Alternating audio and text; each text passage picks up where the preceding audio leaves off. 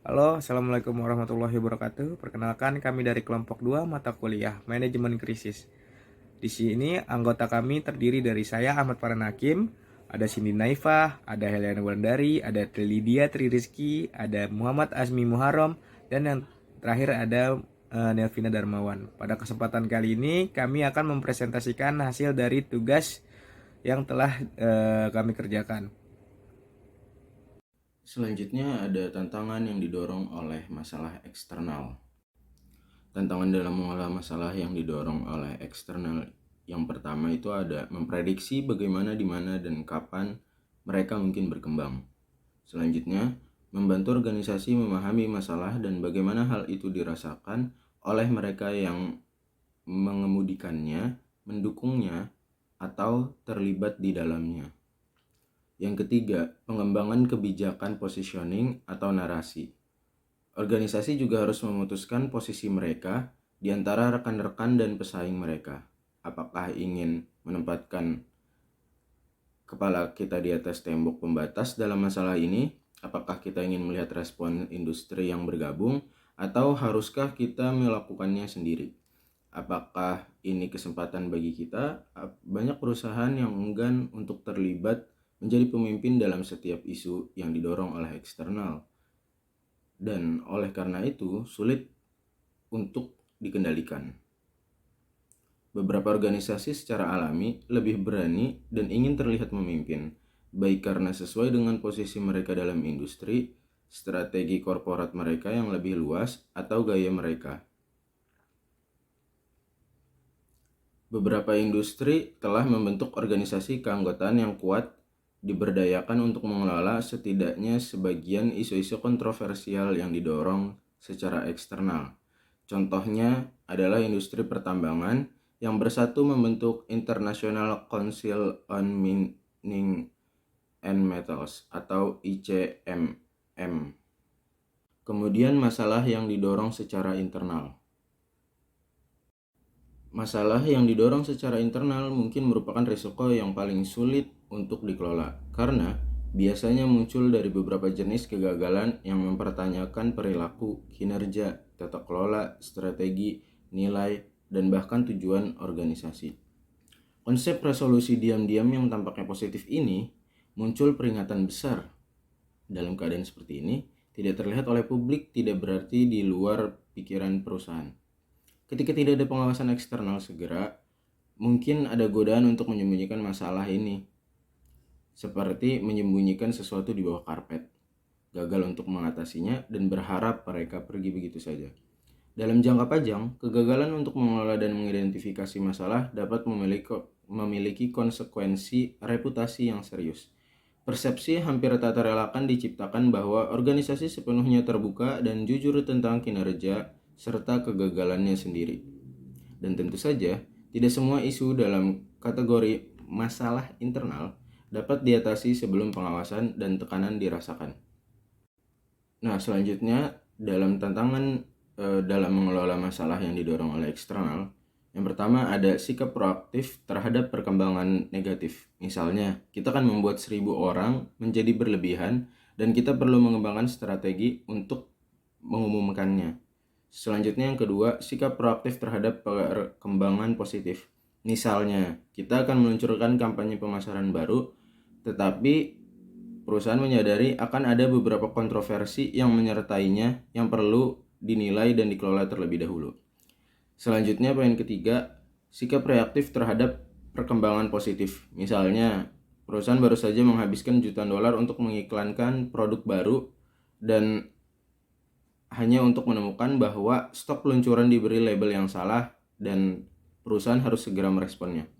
Selanjutnya, poin keempat, sikap reaktif terhadap perkembangan negatif. Misalnya, perusahaan baru saja mengetahui bahwa chief eksekutifnya telah didakwa dengan penyuapan dan harus segera menanggapinya.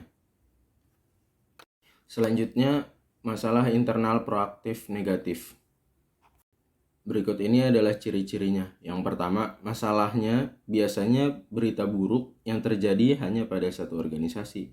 Ini adalah keputusan yang paling sering tidak harus diambil oleh suatu organisasi, tetapi dipaksakan melalui realitas strategis komersial, atau keuangan.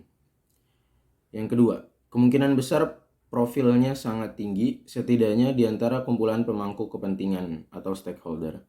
Bisa berarti pemangku kepentingan eksternal, pemangku kepentingan internal, atau bahkan keduanya.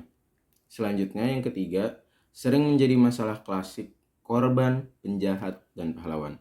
Beberapa akan kehilangan atau menganggap diri mereka kalah, yaitu korban. Beberapa akan datang secara vokal untuk mendukung mereka dengan kemarahan dan solusi yang disarankan. Orang-orang seperti ini sering menganggap dirinya pahlawan. Sementara organisasi di pusat masalah digambarkan sebagai penjahat dari bagian tersebut. Selanjutnya, poin keempat, mungkin melibatkan proses konsultasi formal dan atau informal. Selanjutnya kita masuk ke dalam contoh. Contoh paling jelas dari masalah semacam ini adalah kehilangan pekerjaan dan restrukturisasi perusahaan. Semua organisasi pada tahap tertentu melewati masa-masa sulit atau periode perubahan yang signifikan, yang berpotensi mempengaruhi ribuan orang dan komunitas lokal tempat mereka menetap. Tentu saja ada proses formal untuk konsultasi seputar kehilangan pekerjaan dan sektor. Mungkin ada atau tidak ada serikat pekerja yang kuat dan vokal. Masalah internal proaktif positif meliputi risiko reputasi yang telah diidentifikasi dengan perkembangan positif. Contoh masalah semacam ini adalah peluncuran produk baru, memasuki pasar baru, dan usaha kerjasama baru. Ciri-ciri dari masalah tersebut antara lain yang pertama, seringkali ada informasi teknis ilmiah dan hukum yang rumit untuk dipertimbangkan sebagai bagian dari percakapan tentang risiko reputasi yang terkait dengan tindakan tertentu. Ciri yang kedua yaitu memberikan waktu dan ruang untuk penilaian dan pertimbangan yang cermat. Dan ciri yang terakhir yaitu seringkali ada tim yang mewakili berbagai fungsi dan bisnis untuk menyelesaikan kesepakatan atau peluncuran. Terdapat beberapa tantangan dalam masalah internal proaktif positif. Yang pertama adalah membawa risiko dan berita buruk ke dalam proyek yang positif. Perencanaan skenario terkait dengan hal tersebut karena melihat semua skenario potensial. Apa yang dapat memicunya, apa yang dapat meningkatkan pemicunya, seperti apa rupa dan rasanya, dan apa dampaknya terhadap pembangunan yang bersangkutan atau bahkan organisasi yang lebih luas. Tantangan lain adalah melakukan penilaian risiko reputasi penuh. Disinilah spesialis reputasi harus bekerja sama dengan orang lain dalam bisnis untuk membantu menilai risiko telah diidentifikasi dan diukur sehingga layak untuk diambil. Tantangan terakhir adalah membantu melakukan panggilan. Apakah keuntungan finansial dan komersial dari tindakan ini sepadan dengan risiko reputasinya? Informasi yang disajikan untuk keputusan tersebut biasanya disusun dan dikoordinasikan oleh tim lintas fungsi yang telah menilai risiko dan peluang dari semua sudut. Selanjutnya ada masalah internal positif reaktif. Risiko yang terkait dengan perkembangan positif, tetapi dalam kasus ini risiko tidak diidentifikasi dan dikelola sebelum terlambat, menempatkan organisasi yang terlibat pada pijakan reaktif. Contoh masalah semacam ini adalah peluncuran atau perubahan produk dan dorongan pemasaran. Selanjutnya, ciri-ciri risiko tersebut antara lain yang pertama, masalahnya biasa sangat umum dan sangat memalukan. Yang kedua, kemungkinan akan menguji hubungan organisasi dengan pelanggannya. Yang ketiga, mungkin akan segera dinyatakan sebagai krisis. Dan ciri yang terakhir yaitu hampir pasti akan melibatkan respon operasional seperti penarikan kembali produk serta respon komunikasi. Beberapa hal yang terkait dengan masalah ini, yakni perencanaan skenario sangat penting dalam masalah internal positif reaktif. Tantangan lain adalah menerima kesalahan.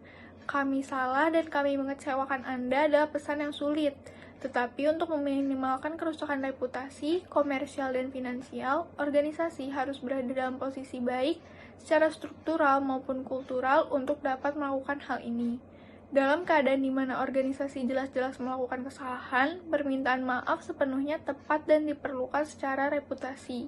Ada beberapa keadaan di mana pengakuan tanggung jawab akan salah, tetapi meminta maaf tetap benar. Ada perbedaan dan profesional komunikasi perlu membantu organisasi mereka untuk memahami hal ini. Jika tidak, kurangnya kata maaf dapat menjadi bagian lain dari situasi yang merusak reputasi. Selanjutnya ada masalah internal negatif reaktif. Disinilah sesuatu yang buruk terungkap, biasanya tetapi tidak selalu secara tiba-tiba, yang perlu ditanggapi dan diselesaikan oleh organisasi. Contohnya mencakup masalah produk, masalah kinerja, dan praktik buruk seperti sosial, lingkungan, dan etika, serta skandal. Biasanya risiko ini akan ditandai dengan hal-hal berikut. Yang pertama, mungkin ada peluang bagi masalah untuk berhasil diselesaikan dengan sedikit atau tanpa pengawasan, tetapi hal ini tidak selalu terjadi. Yang kedua, prosedur krisis mungkin ditetapkan sejak awal, baik untuk mengelola pengawasan dan tekanan eksternal langsung, atau menggunakan struktur dan proses manajemen krisis untuk menyelesaikan masalah secepat mungkin. Dan yang terakhir, tanpa kematian, cedera, atau kerusakan fisik yang terkait dengan insiden. Tantangan yang terlibat dalam mengelola masalah internal negatif reaktif yang didorong oleh masalah terhadap reputasi adalah yang paling terkait dengan manajemen krisis. Yang pertama adalah kecepatan respon dan menunjukkan kendali atas situasi yang membuat organisasi tampil buruk. Hal tersebut melibatkan tim dan sumber daya. Tantangan lain adalah pengungkapan, apa yang harus diungkapkan, bagaimana mengatakannya, dan kapan melakukannya. Tantangan terakhir adalah mengambil dan terlihat mengambil tindakan yang benar serta mengekspresikan sentimen yang tepat. Insiden yang didorong oleh eksternal. Insiden yang didorong oleh eksternal. Sebuah insiden berupa tindakan teror atau sabotase, pemberontakan politik, ketakutan kesehatan pandemi, dan tindakan alam adalah semua insiden yang memerlukan tanggapan operasional dan komunikasi. Insiden ini juga membutuhkan respon krisis strategi juga. Contohnya, pada Desember 1988, sebuah bom teroris meledak di Panam, penerbangan 103 menewaskan semua 259 orang di dalamnya dan 11 orang di darat di Lockerbie, Skotlandia.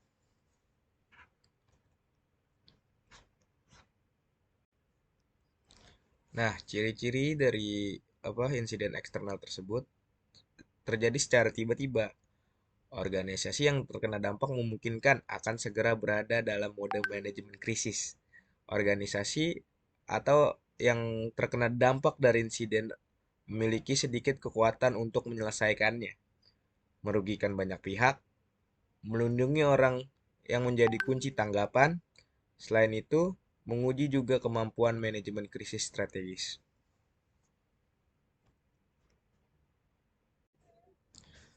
Tantangannya, serangan terhadap diri sendiri atau orang-orang perawatan Anda.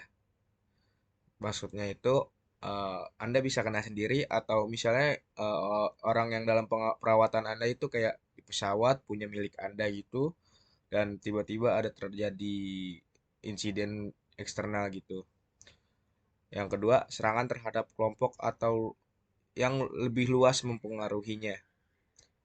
Yang ketiga, perkembangan politik atau sosial yang membahayakan diri sendiri atau orang-orang yang Anda sayangi. Yang keempat, ada peristiwa alam. Serangan terhadap Anda atau orang-orang yang Anda awasi. Banyak organisasi yang memiliki rencana khusus situasi seperti penculikan, pembajakan, dan sabotase dan akan melatihnya dalam pelatihan krisis. Pada tahap awal, ada simpati atas penderitaan yang mereka terkena dampak dan organisasi yang menjadi pusat serangan. Ini bisa menjadi kenyataan yang sulit untuk dihadapi, terutama ketika insiden itu berlangsung. Serangan cyber atau bentuk baru dari insiden eksternal. Ancaman serangan cyber yang berbahaya atau pelanggaran keamanan cyber yang merusak secara serius telah menjadi salah satu potensi insiden yang didorong secara eksternal yang paling banyak dibicarakan. Hampir semua yang kita lakukan bergantung pada sistem digital dari suatu jenis atau yang lainnya. Dan era cyber membawa resiko dan ancaman baru bagi individu maupun organisasi. Pembajakan merupakan kembalinya bentuk lama serangan eksternal. Dalam resiko dalam beberapa tahun terakhir, sementara serangan siber telah meningkat dalam daftar resiko. Pembajakan adalah sebuah bentuk serangan yang telah ada selama berabad-abad yang telah membuat serangan balik yang tidak diinginkan.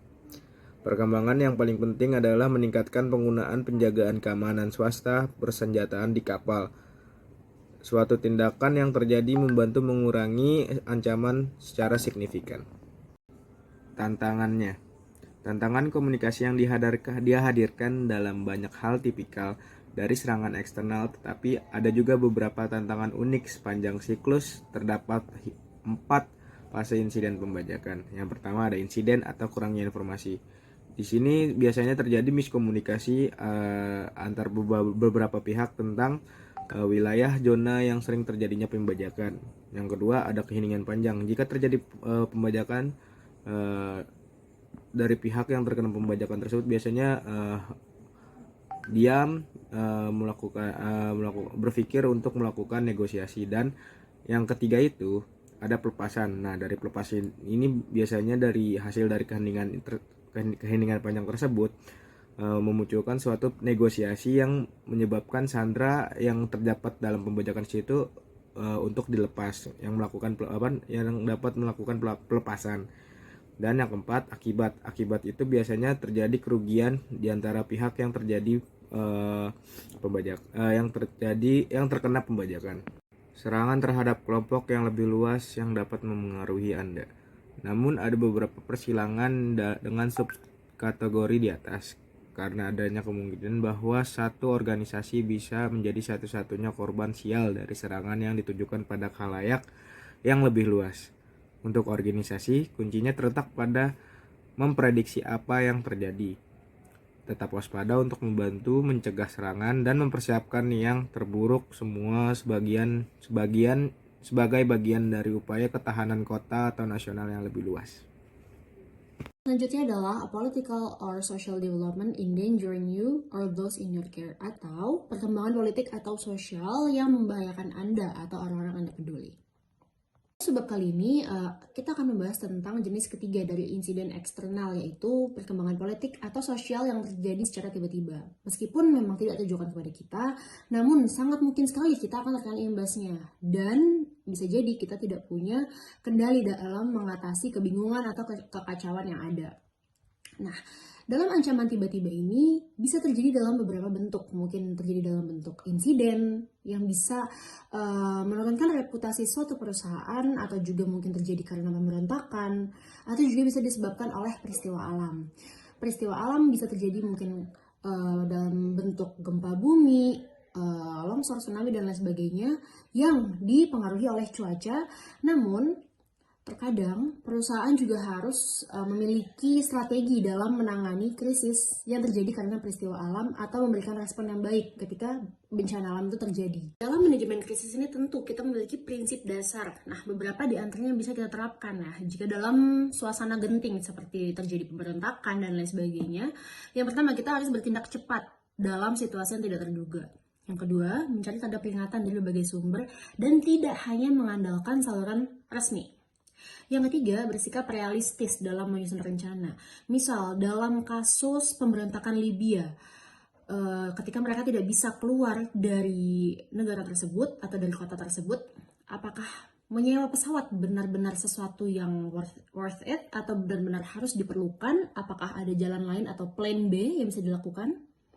Harus bersikap realistis terhadap plan kita sendiri. Yang keempat, pastikan proses seperti daftar SDM di suatu negara selalu up to date. Dan yang terakhir, bagikan tanggung jawab dengan staf, jika itu untuk perusahaan dan keluarga. Bagi individu dengan mengenalkan pelatihan dan standar keamanan wajib sebagai jalan keluar. Internally driven incident. Internally driven incidents adalah sebuah insiden atau kejadian yang terjadi secara mendadak yang menyebabkan bencana besar karena kesalahan dari dalam organisasi. Nah, dampak dari internally driven incident ini tidak melulu soal kerusakan fisik, namun juga dapat menyebabkan kerusakan citra atau reputasi perusahaan. Banyak insiden-insiden yang terjadi dalam sebuah perusahaan, namun tidak semua insiden merupakan krisis.